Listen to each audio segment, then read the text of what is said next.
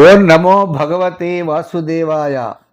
వ్యాసప్రణీతమైన మహాభాగవత కథాసారం సంపూర్ణంగా అందించే ప్రయత్నం చేస్తున్నాం.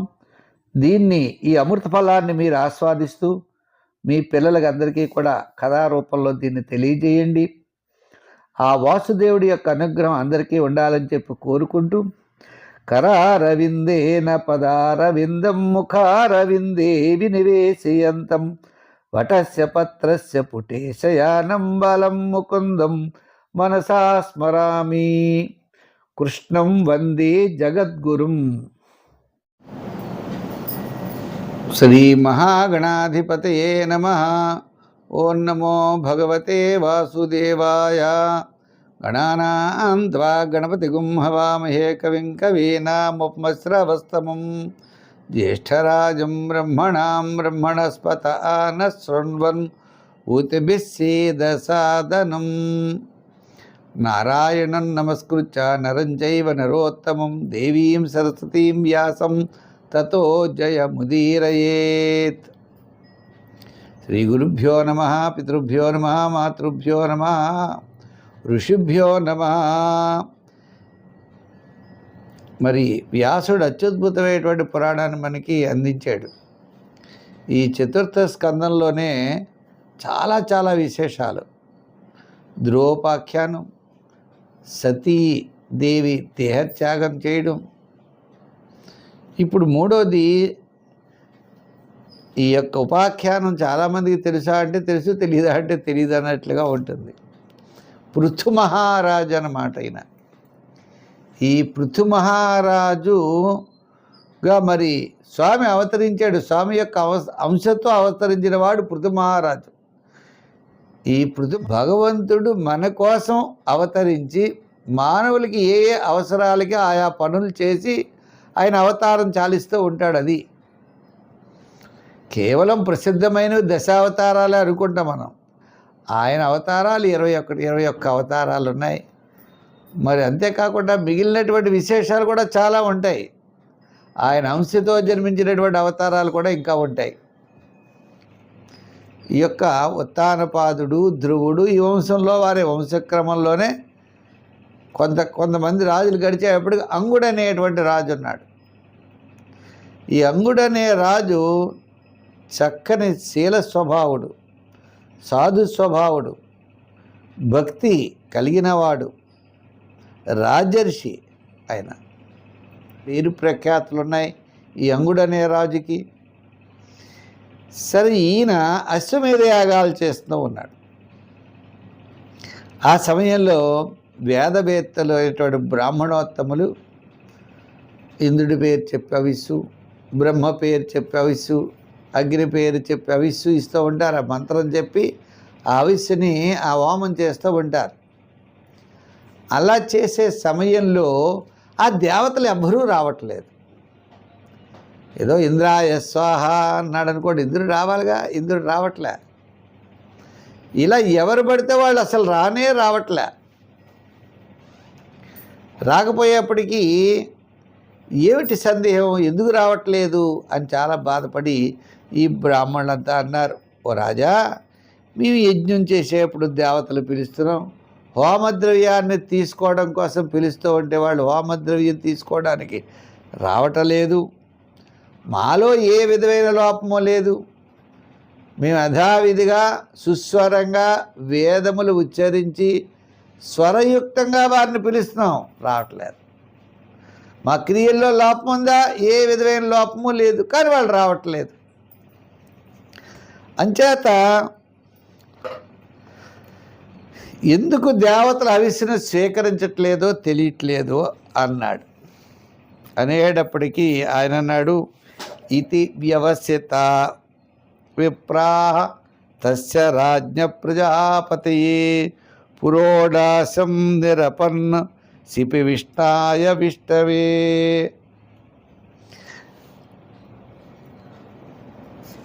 ఇలా దేవతల హవిస్సును స్వీకరించడానికి మరి ఎందుకు రావట్లేదు, నేను ఈ జన్మలో ఏ తప్పు చేయలేదు అని అంటున్నాడు.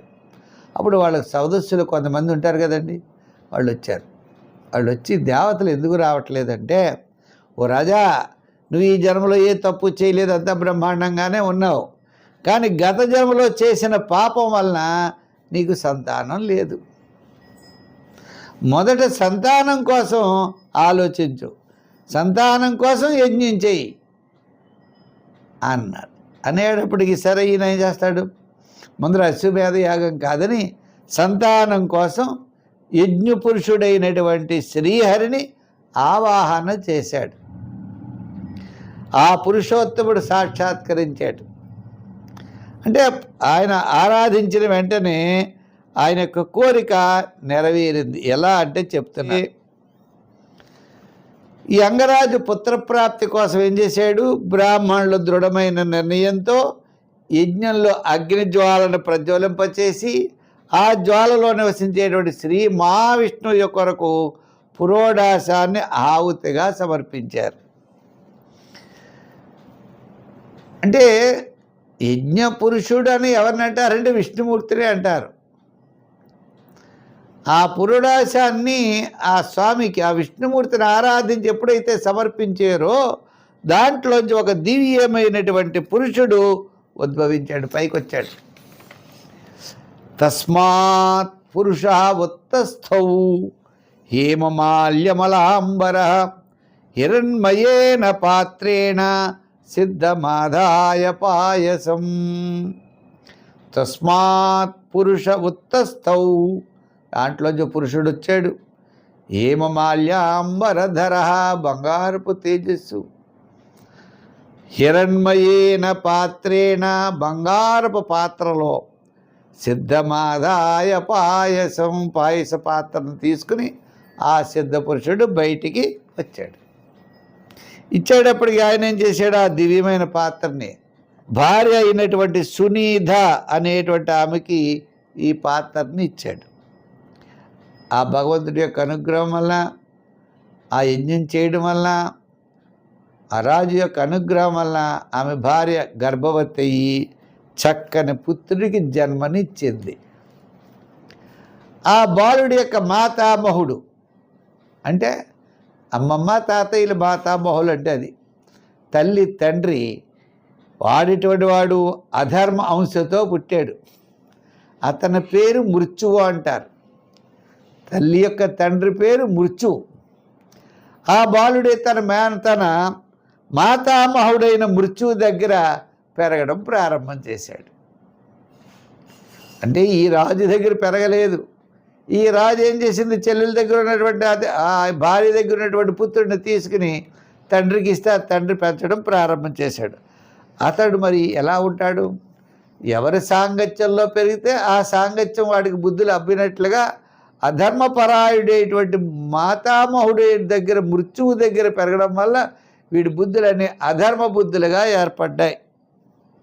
అధర్మపరాయణుడు దుష్టుడైన ఆ బాలుడిని నిత్యము ఆ బాలుడు ఏం చేస్తాడు, ధనుర్బాణాలు తీసుకుంటాడు, అడవిలో వేటాడుతాడు జింకల్ని. అదో పిచ్చి, కొన్ని జంతువులు చంపకూడదు, ఆ జంతువులను చంపడం తప్పు చేసి పుల్లి సింహాలని వేటాడి అది వేరు. ఈ జింకల్ని వేటాడడం, సాధు జంతువులన్నీ వేటాడడం. ఇంకా అంతే కదండి, అక్కడ ఎవరన్నా పిల్లలు సమవయస్కులో చిన్నపిల్లలు కనబడ్డారనుకోండి, వాళ్ళని కట్టేసి హింసించి వాళ్ళ యొక్క బాధపడుతుంటే వీడు పైశాచిక ఆనందాన్ని అనుభవించేవాడు. వీడు అంటారు ఇతన్ని. ఏమిటో చెప్తారు, దీనికి కారణం ఏంటంటే, ఒరే రాజుగారు అబ్బాయి నా దుష్టుడు వస్తున్నాడు రా, దుష్టుడు వస్తున్నాడు అనేప్పటికి పారిపోయేవారు. దుష్టుడు అంటే అర్థం వేణుడు అట. వేణుడు అంటే దుష్టుడు అని అర్థం. వీడికి చివరికి వేణుడు అనే పేరు సార్థక్యం అయింది. చేత వీడు చేసేటువంటి కార్యక్రమాలన్నీ కూడా అంగుడి యొక్క చాలా కాలానికి పుత్రుడైనటువంటి పుత్రుడు, ఎంతో యజ్ఞం చేస్తే పుత్రుడైనటువంటి పుత్రుడు అధర్మ మార్గంలో తిరగడం ప్రారంభం చేసేప్పుడుగా రాజుగారికి చాలా బాధపడ్డాడు. ఎన్నోసార్లు వీడిని మంచి మార్గంలో పెట్టాలని ప్రయత్నం చేశాడు. ఏమీ సాధ్యం కాదు. ఇంచేత కాదు అంటే ఒకటి మాట చెప్తారు, రాజవత్ పంచవర్షాన్ని, ఓ పిల్లవాడిని పెంచాలంటే 5 సంవత్సరాలు రాజులా పెంచాలి. 10 వర్షాన్ని దాసవత్, మనం వాడు 1వ తరగతి దగ్గర నుంచి 10th క్లాస్ అయ్యే వరకు ఒక వర్కర్లా పెంచాలి. వాడు ఏది అడిగితే మనం అది ఇవ్వకూడదు. వాడు విందులు వినోదాలకి మన సమయం ఖర్చు పెట్టకూడదు. ఆ టైంలో కౌమార దశలో వాడిని ఎలా వంచాలో మొక్కను వంచినట్లుగా అలా తల్లిదండ్రులు వాడిని వంచితే వాడు అత్యద్భుతమైనటువంటి పుత్రుడిగా మారతాడు. కానీ ఆ టైం అంతా ఎక్కడున్నాడు వీడు? అమ్మమ్మ తాతయ్య ఇంట్లో ఉన్నారు. వీడు చంపుతూ ఉంటే వాళ్ళు ఆనందిస్తూ ఉంటారు, మా పిల్లవాడు వాడిని చంపుతున్నాడు, ఆనందం. ఇలా అధర్మ మార్గాల్లో ప్రయాణం చేసే మామగారి దగ్గర ఈ పిల్లవాడు ఉండడం, వీడు అధర్మ మార్గంలో ఉన్నాడు. ఈ అంగుడికి అనే రాజుకి చాలా తలకైపోటైపోయింది. ఎక్కడికి వెళ్ళినా సమస్యలే, ఎక్కడికి వెళ్ళినా కంప్లైంట్సే. మీ అబ్బాయి ఇలా చేస్తాడు, మీ అబ్బాయి ఇలా చేస్తాడు, మీ అబ్బాయి ఇలా చేస్తాడు, మీ అబ్బాయి ఇలా. ఎంతసేపు మా అంగుడనే రాజు సాధు స్వభావం, ఇతరులు కూడా హింసించినటువంటి వాడు, సమస్తమైన జనుల్ని ప్రాణాలతో చూసుకునేటువంటి మహారాజు ఈ పుత్రుడు బాధ చూసి తాళలేక చాలా చాలా బాధపడిపోయాడు. ఎన్నో విధాల ప్రయత్నం చేశాడు మార్చాలని, కానీ మార్చడం అవలేదు. ఒక మాట చెప్పాడు, చెడ్డ పుత్రుడి యొక్క బాధ ఉంది ఆ తల్లిదండ్రులకి చాలా దుఃఖమట, అపారం, అది దుర్భరం, ఎవ్వరు భరించలేనిది. సంతానం లేని దంపతులే అదృష్టవంతులు అంటారు. సంతానం కలిగినటువంటి దంపతులు మరి ఇటువంటి వాడిగలగా చూడండి. రోజు కంప్లైంట్స్ బాధపడితే ఇంకేం చేస్తాడు తల్లిదండ్రులు? బాబు పిల్లలు పుట్టకపోతేనే మాకు చాలా బాగుంది, పిల్లలు పుట్టిన తర్వాత ఇన్ని సమస్యలతో మేము ఎలాగా అని చెప్పి చాలా బాధపడుతూ ఉన్నాడు. కష్టం ప్రజాపదేశం వై మోహబంధనమాత్మనః పండితో బహుమన్యేత యథార్థ క్లేశదా గృహాః. చెడ్డ సంతానం వల్ల ఇల్లు నరకప్రాయమవుతుంది. కుపుత్రుడున్నాడు, చెడ్డ పుత్రుడు, వాడు కేవలం పుత్రుడు అని అనిపించుకోవడానికి తప్ప మరి ఇటువంటి సంతాన జ్ఞాని అనేవాడు ఎవడో కోరడు. ఎంచేత అట్టి కుపుత్రుడిని భరించడం అన్నదే ఇది ఎందుకు భరిస్తారండి? విషవృక్షోపి స్వయం చేత్తం అసాంప్రతం. తన కొడుకు ఎన్ని చెడ్డ పనులు చేసినా వాడిని తండ్రి సంహరించలేడు. అంచేత పుత్ర వ్యామోహం చేత వాడిని మనం ఏమీ చేయకుండా తండ్రి ఊరుకుంటాడు. ఇది ఎంతో దుర్భరమైనదయ్యా అన్నారు. ఈ విధంగా ఈ మనోవధకు గురైనటువంటి అంగదుడు ఇల్లే ఒక నరకప్రాయమైపోయింది. మరి మంచి పుత్రుడి కంటే చెడ్డ పుత్రుడు మంచివాడేటండి ఒక్కో సందర్భంలో. ఇదేమిటండి బాబు, మంచి పుత్రుడి కంటే చెడ్డ పుత్రుడు మంచివాడు ఎలా అవుతాడు కదా? ఇది ఆశ్చర్యకరంగా ఉంది. కానీ ఒక మంచి పుత్రుడు పుట్టాడు అనుకోండి, లౌకికమైన వాంఛలు ఎందు కోరికలు చావకుండా నా అబ్బాయి బాగుండాలి, నా మనవలు బాగుండాలి, ఇలా వాడి కోరికలు ఈ జనన మరణమైనటువంటి లౌకిక వాంఛల్లో పడి ఈ సంసారం అనే చక్రంలో తిరుగుతూ ఉంటాడు. అదే చెడ్డ భార్య చెడ్డ పుత్రుడు వచ్చారు, ఎందుకురా బాబు వీళ్ళు భరించడం ఎందుకు, వీళ్ళు వదిలేసి మనం పోతే మంచిది అని ఈ చెడ్డ పుత్రుడి వలన ఈ అంగుడికి ఏం చేసిందే అంటే మనం ఉండకూడదు ఇక్కడ. చాలా బాధపడిపడి ఈ లౌకిక వాంఛలన్నీ విరక్తి కలిగాయి, దారాపుత్రుల మీద విరక్తి కలిగింది. ఏం చేయాలి, వాడిని ఏదైనా అందామంటే భార్య ఒప్పుకోదు, మీరు వాడిని ఏమో అనకండి అంటుంది. ఇంకెలా వాడు మంచి మార్గంలో పెడదామన్నా కుదరదు. మరి వాడు చేసే తప్పు పనులు రాజుగా వీడు ఈయన ఎంత బాధపడతాడు?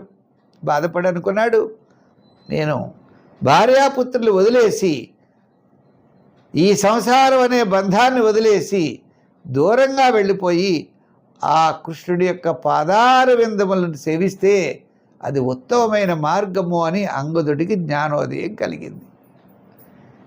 కలిగి ఏం చేశాడు, వెంటనే దారాపుత్రులు పడుకుని ఉన్నారు.